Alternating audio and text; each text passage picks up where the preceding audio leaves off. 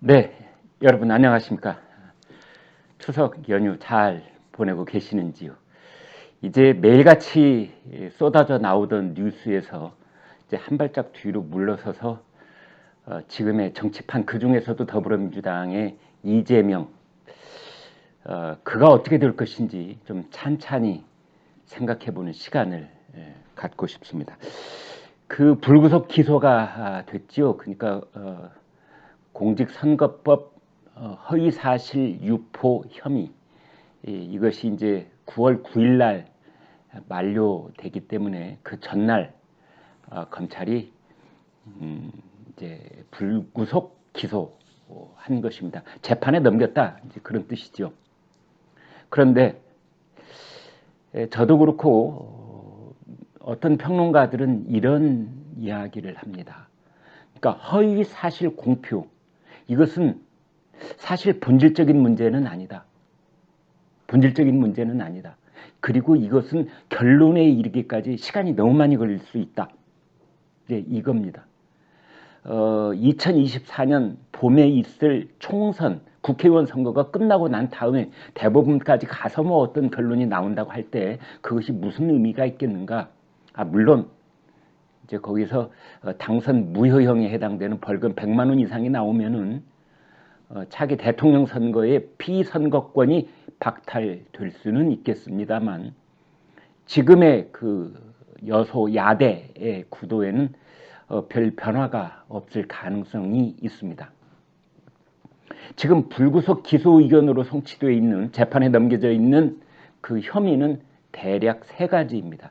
하나는 대장동 그 특혜 환수 조항을 뭐 아래에서 넣자고 했는데 본인이 빼자고 했다든지 뭐 빼자고 한 걸 넣겠다고 하고 뭐 이제 이런 식의 그 오고 가는 이야기 있지 않습니까?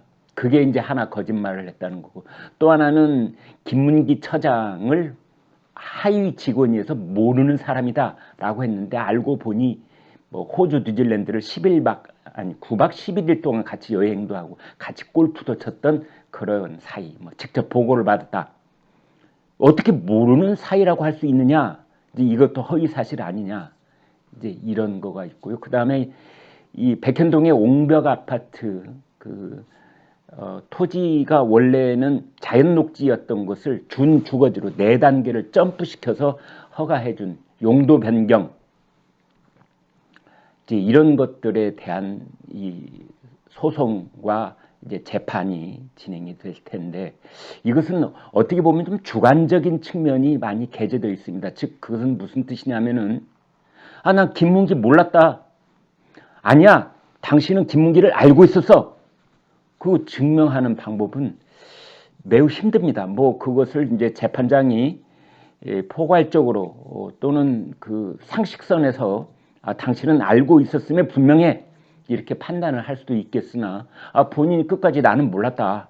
뭐 한때 여행도 가고 한때 골프도 쳤지만 내가 1년에 골프를 치는 사람만 500명이 넘는다 이렇게 가령 나올 경우에 이제 이걸 입증하는 그 검찰 쪽에서는 매우 힘든 싸움일 수도 있겠다 싶은 겁니다. 그래서 오늘 제가 드리고 싶은 말씀은 그러한 것이 문제가 아니라 그렇습니다. 결국은 돈을 찾아가야 됩니다.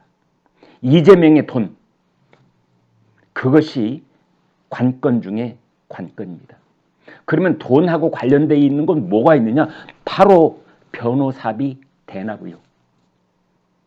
변호사비 대납을 쌍방울 그룹은 왜 전환사채 20억을 끊어줬는지 그리고 이재명의 측근 중에 측근이라는 이화영 킨텍스 사장이 왜 쌍방울로부터 법인카드를 받아서 1억 원 이상 그 돈을 썼고 쌍방울이 제공하는 자동차를 타고 다녔는지 결국 이 세상 모든 돈에는 꼬리표가 붙어있고 그 꼬리표는 웬만해서는 떨어지지 않습니다. 그리고 이 세상에는 공짜 점심이 없는데 1억 원을 공짜로 줄 리가 있겠습니까? 20억 원어치 전환사채를 공짜로 줄 리가 있겠습니까? 거기는 반드시 뭔가 가고 오고가 있을 겁니다. 그래서 검찰은 이 변호사비 대납 의혹 이것을 아마 지금도 열심히 수사를 하고 있을 텐데 결국 이재명의 운명을 다루는 것은 변호사비 대납 의혹에 어떤 실체적 진실이 숨어 있는지를 밝혀내는 일이 될 것이라고 생각을 합니다. 또 하나가 있습니다. 성남FC 기부금 의혹, 이겁니다. 성남FC 축구단입니다.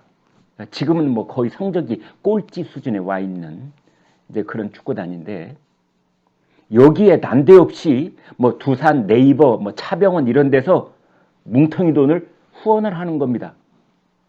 기업들이 후원이 됐든 뭐 재난 지역에 대해서 성금을 내든 그냥 뭐 돈이 남아 돌아서 뭐 펑펑 아무나 갖다 이렇게, 절대 그런 법이 없습니다. 기업 역시 가는 것이 있으면 오는 것이 있다는 그 법칙이 철저하게 지켜지는 조직이 바로 기업입니다. 그러면은 자, 160억을 성남FC라는 축구단이 후원을 받았는데 그 돈을 이제 수십억씩 낸 그 기업들이 마침 성남시에 민원이 있었던 겁니다. 거기도 토지의 용도 변경, 가령 뭐 용적률을 크게 높여서 거기에 본사 건물을 짓을 수 있도록 해준다든지, 원래는 병원만 짓게 돼 있는 것을 이제 그것을 또 용도를 변경해서 병원 말고도 다른 뭐 상업시설을 짓게 해준다든지, 이런 민원이 있었던 겁니다. 그런데 그 민원이 성남FC에 엄청난 돈을 후원을 한 다음에 다 해결이 된 겁니다. 그러면 이제 이 꼬리표가 달린 돈, 그 돈이 어디로 갔는지를 확인하는 일이 남아있는 겁니다. 대장동의 특혜, 수천억 원의 특혜, 그 민간 사업자들한테 고스란히 다 갔다고 보십니까? 아니면 그 돈의 대부분 혹은 그 돈의 일부가 그러한 일을 총체적으로 허가를 해준 사람 쪽으로 흘러갔을 가능성은 여러분 어떻게 보시는지요? 김만배가 일찍이 고백한 적이 있습니다. 동생들한테. 너희들도 알다시피 이 돈의 절반은 그분 것이잖아. 그때 그분이 누굽니까? 이 실체적 진실, 여기에 숨어있는 돈의 행방, 그 돈에 붙어있는 꼬리표, 이것이 가장 중요하고 그것을 검찰이 하루빨리 밝혀내는 것만이 우리나라 제1야당 더불어민주당 대표와 얽혀있는 여러 가지 의혹들을 풀어갈 수 있는 가장 빠르고도 확실하고 명쾌한 방법이라고 저는 생각을 합니다. 여러분 추석 연휴 보내시는 동안에는 뭐 다른 얘기 하지 않으려고 생각을 했습니다만, 이제 저도 연휴를 보내면서 편히 쉬면서 곰곰 생각을 해보니, 그래, 결국은 돈이야.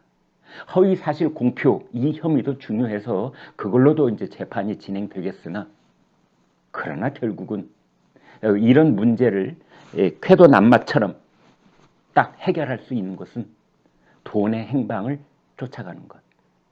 프랑스 경시청에서는 예전에는 파리 경시청이 이랬다고 그래요. 어떤 사건이 터지면 여자를 찾아라. cherchez la femme.